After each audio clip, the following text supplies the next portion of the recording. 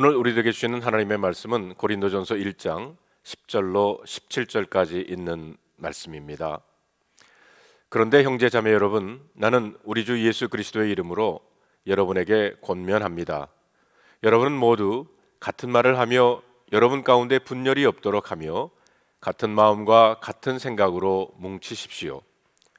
나의 형제 자매 여러분, 글로에의 집사람들이 여러분의 소식을 전해 주어서 나는 여러분 가운데에 분쟁이 있다는 것을 알게 되었습니다. 다름이 아니라 여러분은 저마다 말하기를 나는 바울 편이다, 나는 아볼로 편이다, 나는 게바 편이다, 나는 그리스도 편이다 한다고 합니다. 그리스도께서 갈라지셨습니까? 바울이 여러분을 위하여 십자가에 달리기라도 했습니까? 또는 여러분이 바울의 이름으로 세례를 받았습니까? 내가 여러분 가운데서 그리스보와 가이오 밖에는 아무에게도 세례를 준 일이 없음을 하나님께 감사드립니다. 그러므로 아무도 나의 이름으로 세례를 받았다고 말하지 못할 것입니다. 내가 스데바나 가족에게도 세례를 주었습니다마는 그 밖에는 다른 누구에게 세례를 주었는지 나는 모릅니다. 그리스도께서는 세례를 주라고 나를 보내신 것이 아니라 복음을 전하라고 보내셨습니다. 복음을 전하되 말의 지혜로 하지 않게 하셨습니다. 그것은 그리스도의 십자가가 헛되어 되지 않게 하려는 것입니다. 우리 잠깐 기도하겠습니다. 주님, 말씀하여 주시옵소서. 주의 종이 듣겠습니다. 성령님, 우리들의 마음과 생각을 주장하여 주시옵소서. 예수님의 이름으로 기도합니다. 아멘. 오늘부터 고린도전서의 말씀을 여러분들과 함께 묵상합니다. 고린도 교회는 사도 바울이 2차 선교 여행 때 세운 교회입니다. 바울은 고린도에서 복음 전도의 드림팀을 이루게 됩니다.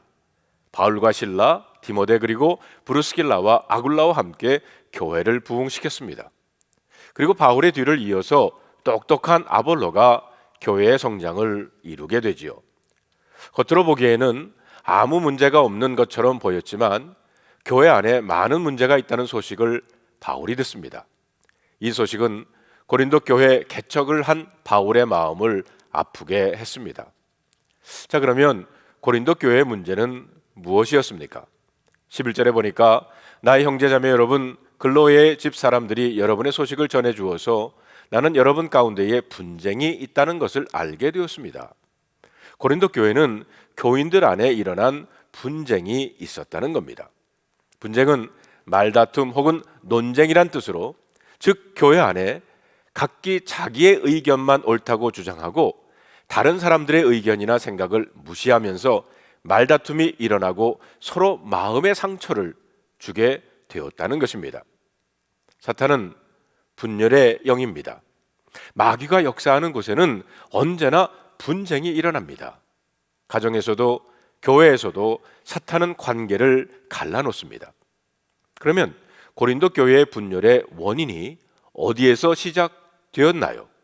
12절에 보니까 다름이 아니라 여러분은 저마다 말하기를 나는 바울 편이다, 나는 아볼로 편이다, 나는 게바 편이다, 나는 그리스도 편이다 한다고 합니다. 고린도 교회가 네 파로 갈라졌다는 것입니다. 바울파는 어쩌면 바울이 고린도 교회를 세웠을 때 개척 멤버들이었을 것입니다. 이들은 바울의 확고한 리더십을 좋아하고 따랐던 사람들입니다. 바울파, 아볼로파. 아볼로는 탁월한 성경 교사였고 또 말에 능한 자라고 했습니다.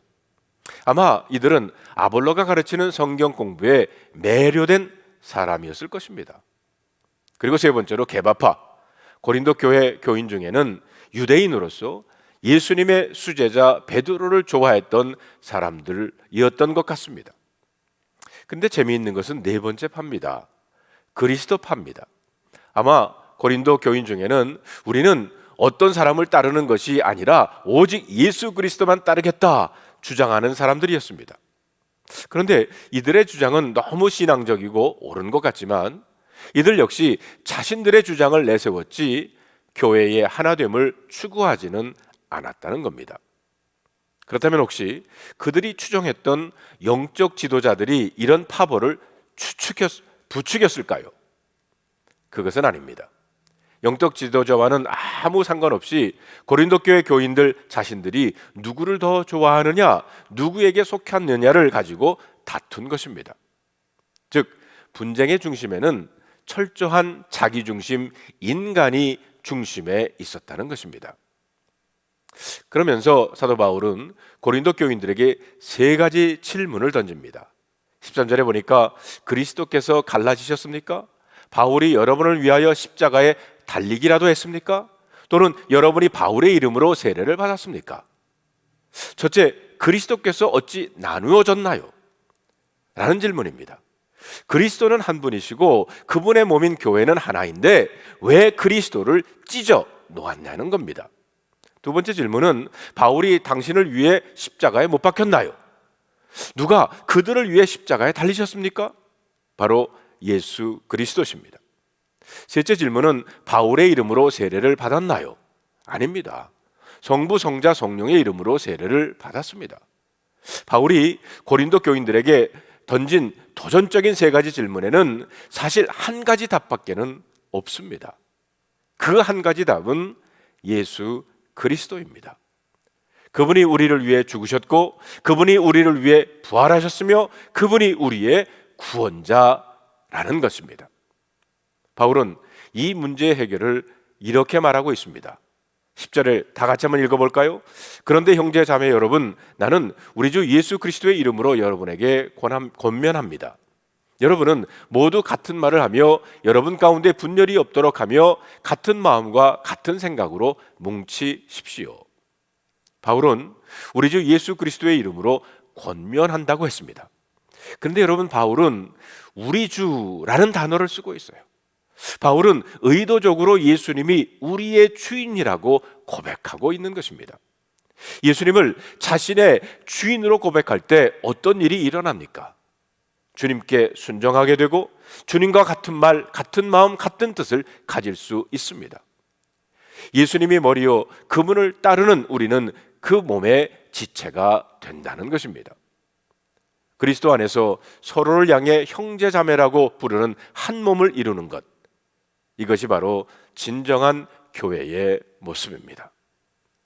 내가 좋아하는 사람 중심이 아니라 예수님이 우리 삶의, 우리 교회의 중심이 되는 것입니다. 인간적인 생각, 사람이 중심이 될 때 분열과 분쟁이 오지만 예수 그리스도 그리고 주님의 말씀이 중심이 될 때 분쟁을 극복할 수 있는 것입니다. 성도 여러분, 오늘 이 말씀을 여러분 마음속에 간직해 보면서 다음 질문에 한번 우리 스스로가 한번 답을 해보면 어떨까요? 첫째로 여러분은 요즘 어떤 분열을 경험하고 계신가요? 왜 그 분쟁이 일어났다고 생각하십니까? 둘째는 그 분열을 극복하기 위해 여러분이 해야 할 일은 무엇이라고 생각하십니까? 함께 기도하겠습니다. 하나님 감사합니다. 사도 바울을 통해서 주신 이 귀한 말씀, 오래전 고린도 교회에 주신 말씀이지만 또한 우리에게 주신, 오늘 우리에게 주시는 말씀이라 생각합니다. 그러하기에 우리 중심, 인간 중심이 아니라 예수님 중심으로 모든 문제를 바라보고 그 예수님 중심으로 세워가는 가정과 교회 되게 하여 주시옵소서. 우리 주 예수 그리스도의 이름으로 간절히 기도하옵나이다. 아멘.